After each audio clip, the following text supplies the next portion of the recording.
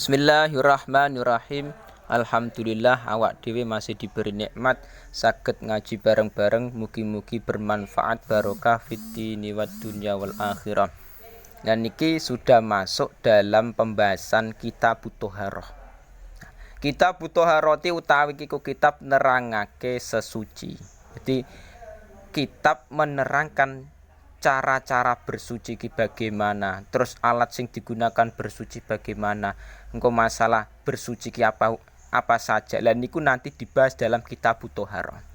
Lah pertama yang dibahas iki masalah alat yang digunakan, perkara yang digunakan untuk bersuci niku napa? Al-miyahu utawi pira-pira banyu. Allati rupane miyah ya juzu silai allati kang wenang apa at-tadhiru apa sesuci. Oleh sesuci tadhir mau nganggo apa? Biha kelawan miyah.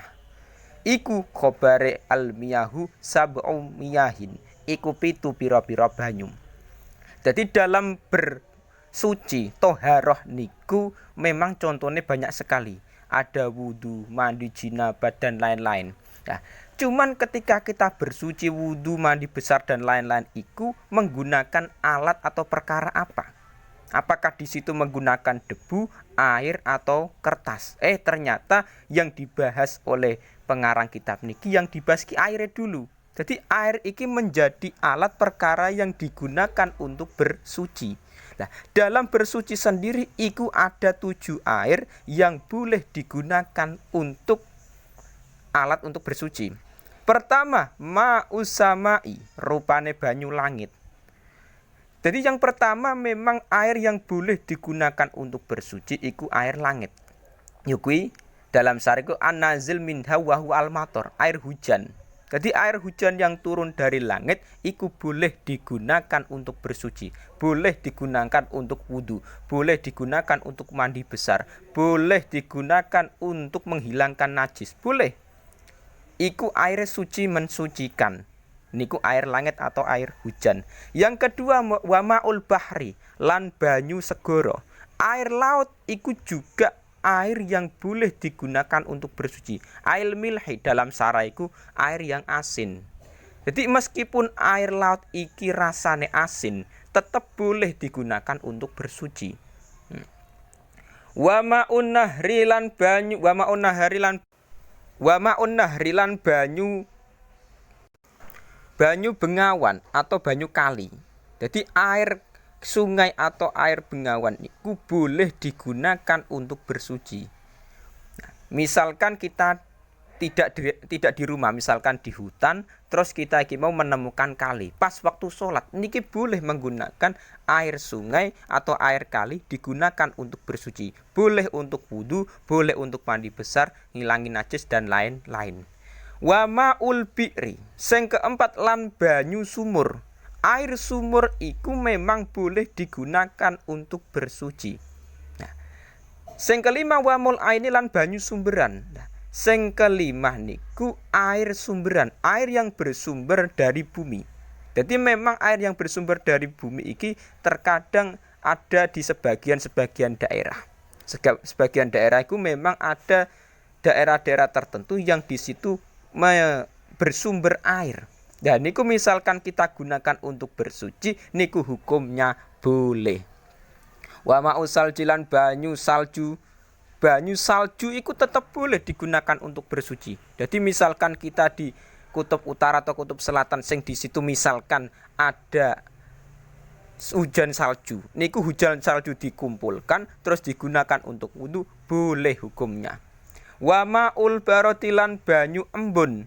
Banyu embun, air embun iki memang boleh digunakan untuk bersuci.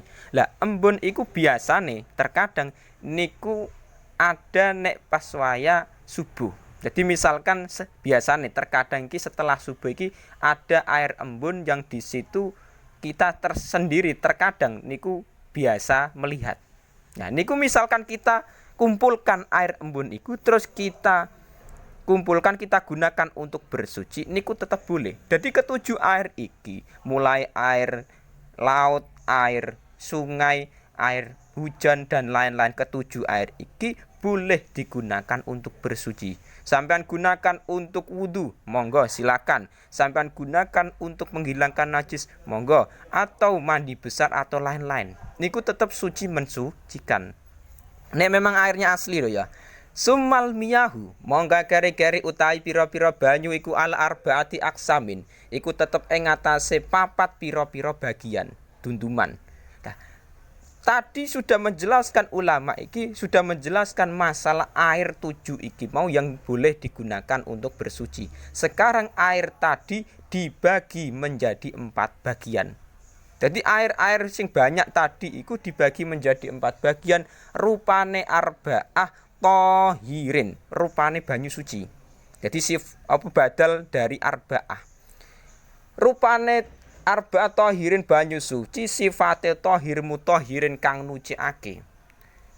Jadi ada air suci mensucikan dan iku ghairi makruhin kang ora den makruhake, kang ora makruh. Apa istimaluhu apa nggunakake tohir mutohir.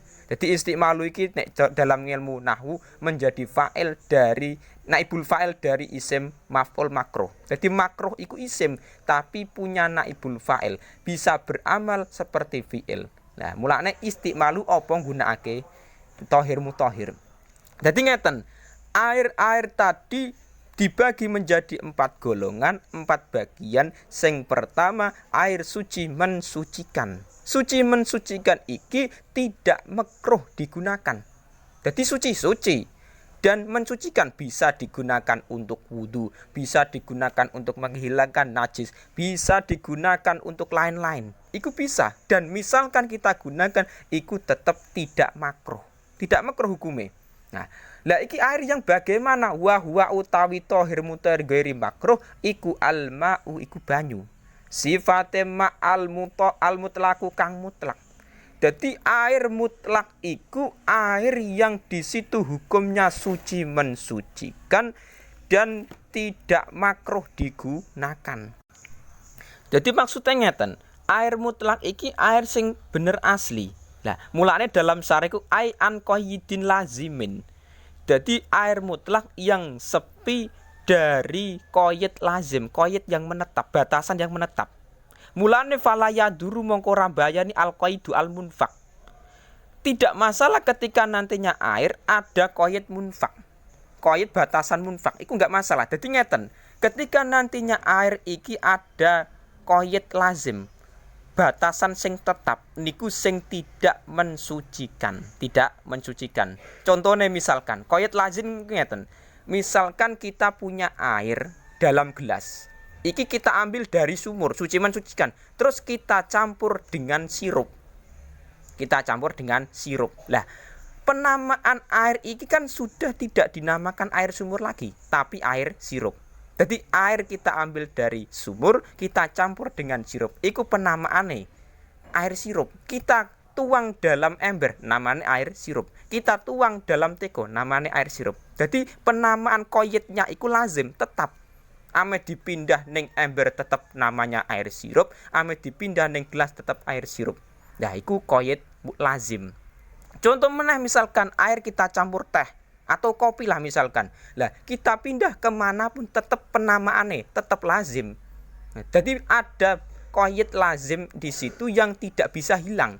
Kita pindah ke teko namanya air kopi, kita pindah ke ember namanya air kopi. Jadi tidak berubah. Lah, nikulah yang dinamakan air suci tidak mensucikan.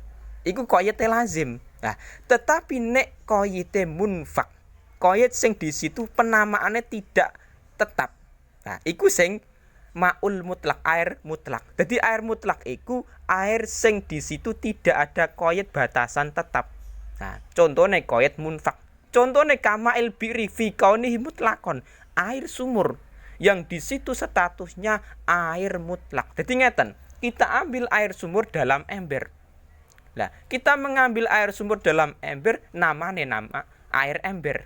Terus kita pindah air iki mau dalam teko, namanya air teko. Kita pindah misalkan ke gelas, namanya air gelas. Jadi penamaan iku tidak tetap, berubah-ubah. Sing asale air iki mau dari sumur masih asli, kita taruh dalam ember namanya air ember, kita taruh dalam teko namanya air teko.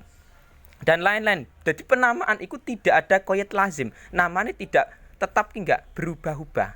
Intine maul mutlak, air mutlak iku di situ air sing masih asli.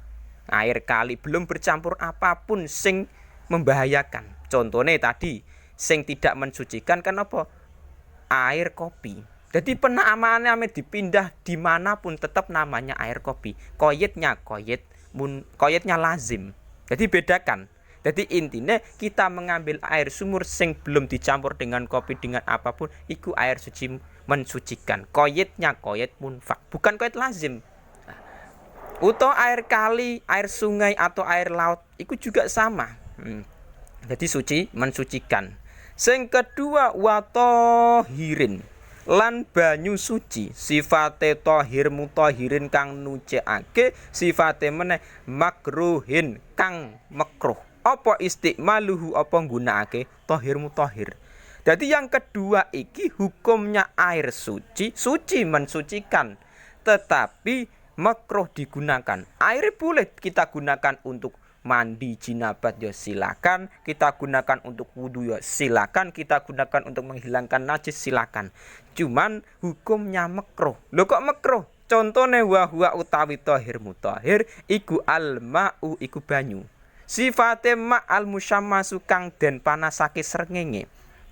Jadi air yang di situ dipanaskan di matahari, diterik matahari, niku hukumnya makruh. Tapi nantinya ada syarat-syarat.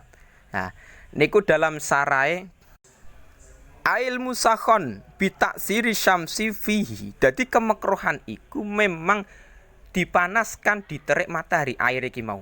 Terus catatane wa innama yukro syar'an bi qitri harin fi ina'in muntabain illa ina'an naqdaini. Jadi memang kemakruhan air yang dipanaskan di matahari ku nek memang dalam daerah sing bener-bener panas. Nek dalam kitab Bajuri iki contohnya daerah Yaman.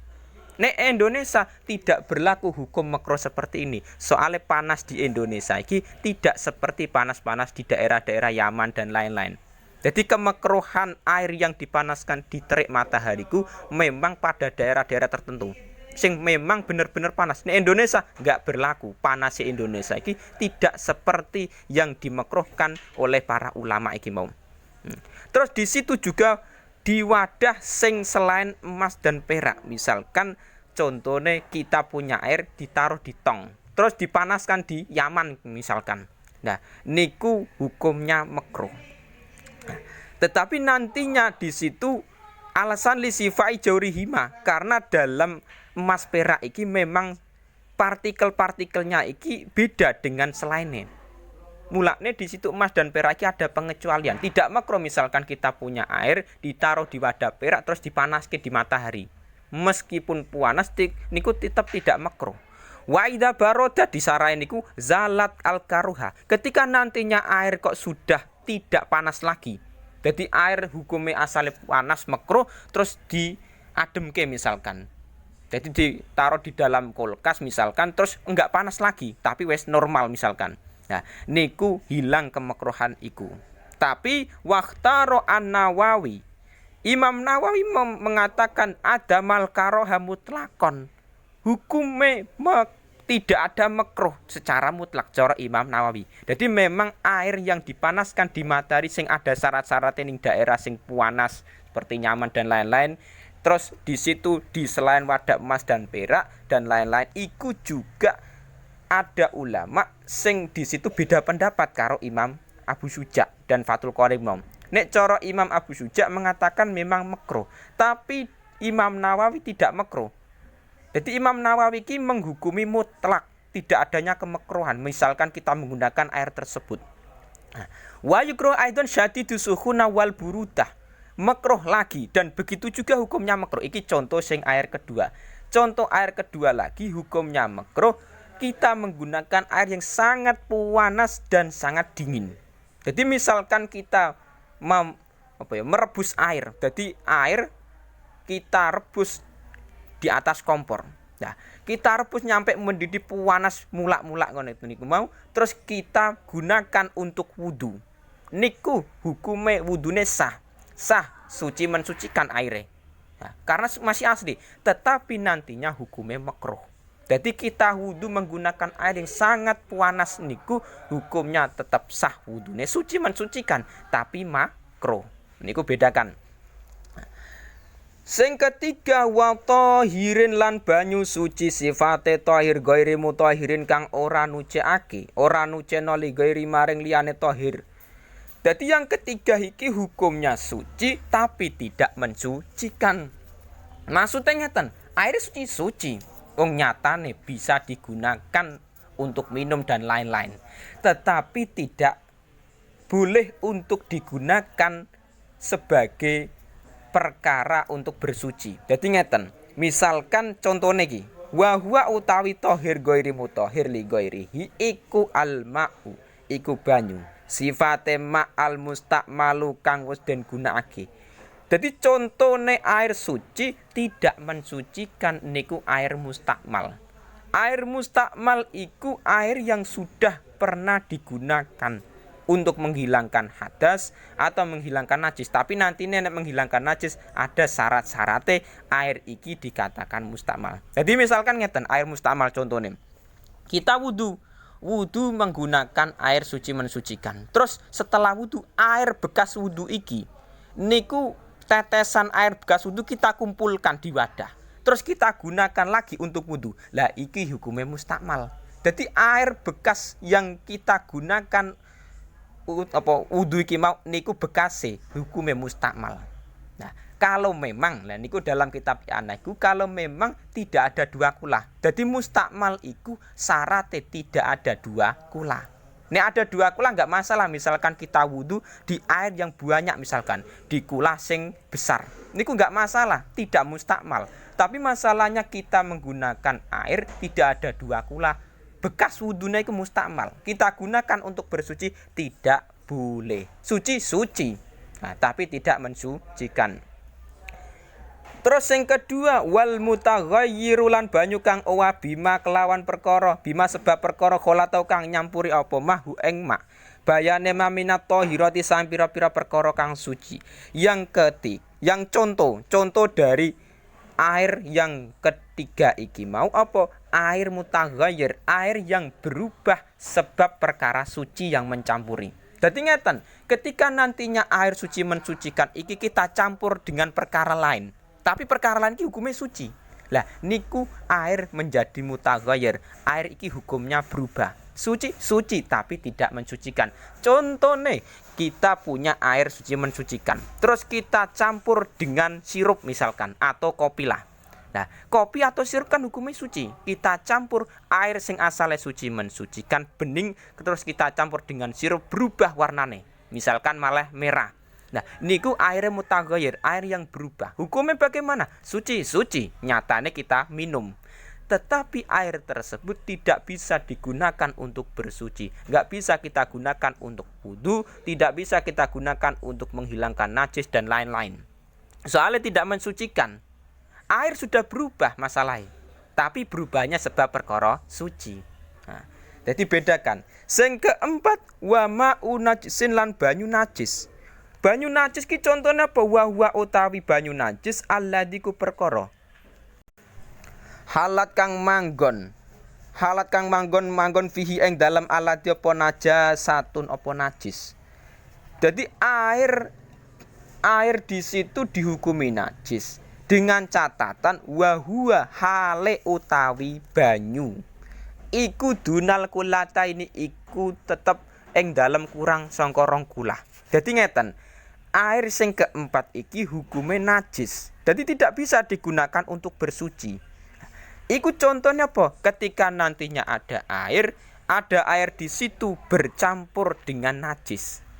Dan statusnya air iki kurang dari 2 kula. Jadi ada air kurang dari 2 kula kok bercampur najis, iku hukumnya najis. Artinya tidak bisa digunakan untuk bersuci. Misalkan kita punya air dalam ember yang di situ statusnya tidak ada 2 kula.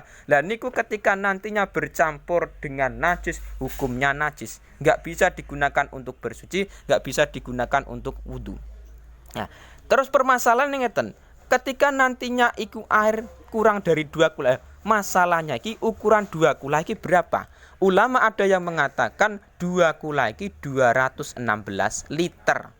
Jadi ketika ada air kok kurang dari 216 liter, 1 ember misalkan. Lah, itu kan nggak ada 2 kula. Kok bercampur dengan najis, hukumnya najis.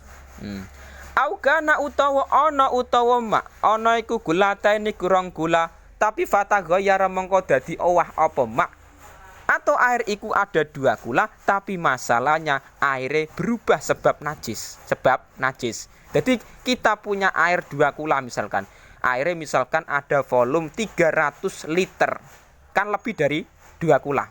Nah, 300 liter iku misalkan kecemplungan misalkan bangkai tikus mati. Bangkai tikusnya 3 ekor misalkan. Terus air sing 300 liter 2 kula lebih ki berubah sebab najis, mbuh dalam segi bau, rasa atau warna. Nah, niku bagaimana? Hukumnya najis. Wal kulatani utawi rong kula iku khamsumiati ritlin iku 500 kati bil Baghdadi ing dalem bangsa Baghdad. Takriban kelawan kira-kirane fil asai ing dalem kaul kang asah. Jadi memang dalam ukuran 2 kula iki 500 kati Baghdad. Kira-kira iku menurut kaul aso. Tapi di Indonesia iku ukurannya tidak memakai ritel tapi menggunakan liter. Nah, menggunakan liter iku nek cara ulama-ulama ada yang mengatakan iku 216 liter. Atau misalkan kita buat kula sing ukurannya kubus niku 60 cm tinggine, lebar 60 cm, terus panjang 60 cm. Jadi 60 cm kali 60 cm kali 60 cm iku ukuran minimal dari 2 kula. Menurut mayoritas ulama ada yang mengatakan demikian. Kalau kita jadikan liter misalkan iku 216 liter. Nah, jadi pesanku nek sampean buat kula sing lebih dari 60 cm kali 60 cm kali 60 cm. Jadi misalkan 1 meter kali 1 meter kali 1 meter.